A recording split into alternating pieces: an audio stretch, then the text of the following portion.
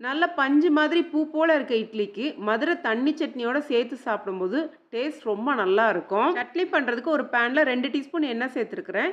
3 பச்சை மிளகாய் சேர்த்து நல்லா கலர் மாறுற அளவுக்கு வதக்கி எடுத்துக்கோங்க. இது பார்த்தீங்கன்னா நல்லா காரமாக இருக்கிறனால 3 பச்சை மிளகாய் மட்டும்தான் சேர்த்துருக்குறேன்.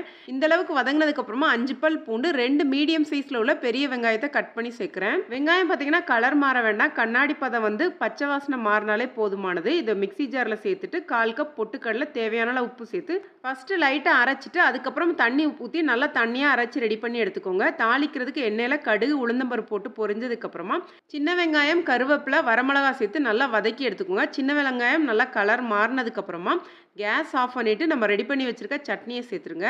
ரொம்பவே டேஸ்டியான மதுரை ஸ்டைல் தண்ணி சட்னி ரெடி ஆயிருச்சு. குறிப்பாக இந்த மாதிரி சாஃப்டாக இருக்க இட்லிக்கு ரொம்பவே டேஸ்ட் நல்லாயிருக்கும். அதே மாதிரி மெத்து மெத்துன்னு ஊற்றுன கல் தோசையோடவும் சாப்பிட்றதுக்கு இதோட டேஸ்ட் ரொம்ப நல்லாயிருக்கும். கண்டிப்பாக ட்ரை பண்ணி பார்த்துட்டு கமெண்ட் பண்ணுங்கள். நன்றி, வணக்கம்.